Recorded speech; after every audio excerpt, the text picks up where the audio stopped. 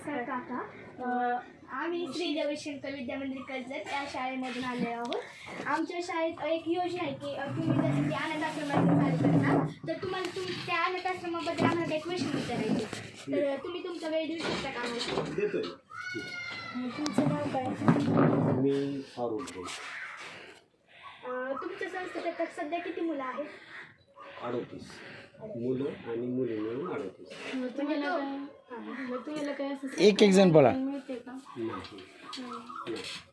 मग तुम्ही म्हणजे हे संस्थेच्या आर्थिक अडचणी येतात का काही तुम्हाला कधी? भरपूर. मग तुम्हाला सहकार्य कसं मिळतं? आपण ह्या मुलांचं संगोपन करण्यासाठी लोकवर्गणी जमा करतो. लोकवर्गणी म्हणजे आता त्यात वेगवेगळे प्रकार आहेत.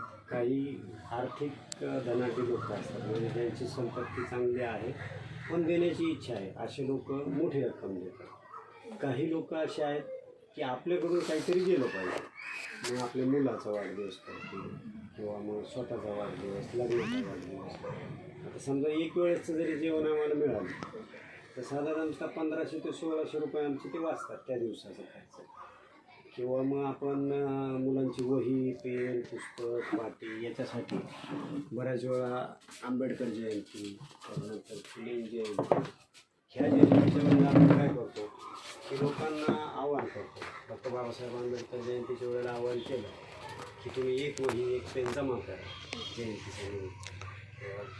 महात्मा फुले, ज्योतिबा फुलेंच्या, सावित्रीबाई फुलेंच्या जन्मतिथीच्या वेळेलाही आपण आवाहन करतो की एक वही, एक पेन जमा करा, आणि त्यातूनही ते आपल्याला मिळतं. म्हणजे ह्या पद्धतीने आपण लोकवर्गणी जमा करतो. तुम्हाला या आजूबाजूच्या लोकांची काही सहकार्य? आजूबाजूचे म्हणजे मग हा परिवारच आहे. आपण आपलं गाव, तालुका, जिल्हा, प्रदेश हे सगळं हे आपलं हेच आहेत, सगळे जवळचेच म्हणायचे. मला पुण्यातून, मुंबईतून, नाशिकमधून इथून चांगली मदत येते. ती काय तिथनं चांगली येते तर तिथले लोक धनाढ्य आहेत. कधी कधी त्यांना टॅक्स वाचवायचा आहे त्याच्यासाठी मदत करतात. कारण टॅक्सला काय होतं की आमच्याकडे जर देणगी दिली आणि संस्थेला 12AATG जर असेल तर 12AATGच्या अंतर्गत त्या लोकांना टॅक्समध्ये सवलत मिळते. मग ते टॅक्सची सवलत मिळण्यासाठी लोक देणगी देतात. आणि ग्रामीण भागातली लोक वाढदिवसाच्या निमित्ताने किंवा इतर निमित्ताने किंवा मग मुलांना कोणी कोणी बिस्किट्स आणून देतं फक्त, किंवा मग स्नॅक्स वगैरे आणून देतात. तर ती मदत खूप मोलाची ठरते, उत्तम ठरते. म्हणजे ह्या संस्थेत तुम्हाला असे सांस्कृतिक कार्यक्रम किंवा वेगवेगळे कार्यक्रम साजरे करतात का तुम्ही? हां, आता सांस्कृतिक कार्यक्रमाच्या बाबतीत आम्ही थोडंसं पिछाडीवर आहोत. कारण आम्ही सांस्कृतिक कार्यक्रमाला काय होतं की आमच्या मुलांना तेवढा वेळ मिळत नाही. वेळ का मिळत नाही तर आमची मुलं सगळी एका स्कूलमध्ये आहेत. सकाळी 8 पासून स्कूलचा टायमिंग चालू होतो, तो साधारणतः 5 वाजेपर्यंत जातो. त्याच्यानंतर दुसरी एक महत्त्वाची गोष्ट अशी आहे की आमच्याकडे सगळ्या जेवढ्या मुली आहेत त्या मुलीच स्वयंपाक करतात. त्याच्यामुळे ह्या अवांतर गोष्टीकडे आणि संध्याकाळी 6 ते रात्री 10पर्यंत हे सगळेजण अभ्यासाला बसतात. त्याच्यामुळं तो वेळ, सांस्कृतिकचा वेळ आमच्याकडे मिळत नाही. पण आमच्याकडची मुलं खेळासाठी म्हणजे कराटेसाठी जातात. आता 5 वाजता कराटेला जातात, ती 7 वाजता येतात. काही मुलं 8 ते 10 मुलं आहेत ती कराटेला जातात. त्यामुळे सांस्कृतिक नाही पण खेळाच्या बाबतीत आमची मुलं आहेत थोडीशी. मग ते साधारणपणे हे तुम्ही काम केव्हापासून चालू केलं? मी 2012 पासून काम चालू. आणि मग आता हे कराटे तुम्ही शिकवता, तर ते कराटेची सर मोफत देतात का तुम्ही त्याची फी भरता सुद्धा? हां, कराटेचे जे जाकीर शेख सर आहेत आणि साहिल शेख सर, हे दोघं अजिबात एकही रुपया मुलांची फी घेत नाहीत.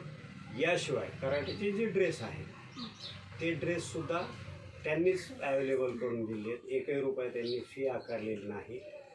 हां, फक्त कुठे कॅम्पला जायचं असेल किंवा मग त्यांच्या त्या एक्झाम असतील तर नॉमिनल फी म्हणजे त्या फीचा काही भाग ते आकारतात आम्हाला, आणि काही भाग ते डोनेशनमधून उभं करून ते स्वतः मुलांची फी भरतात. मुलांना कराटेची फीला पैसे द्यावे लागत नाही. ह्या संस्थेमध्ये तुम्ही म्हणजे मुलांचं काय काय सोय देते ह्या संस्थेत तुम्ही मुलांना? आम्ही त्यांचे पालकच आहोत, म्हणजे आईवडीलच आम्ही जवळजवळ त्यांचे. मुलाला जे काही लागतं म्हणजे समजा तुला घरात जे लागतं, तुला चप्पल लागते, तुला हां, एक गोष्ट आहे की आम्ही चॉकलेट बाहेरून विकत आणून देऊ शकत नाही. तुला चॉकलेट लागते, तू मम्मी पप्पाकडे मागू शकते.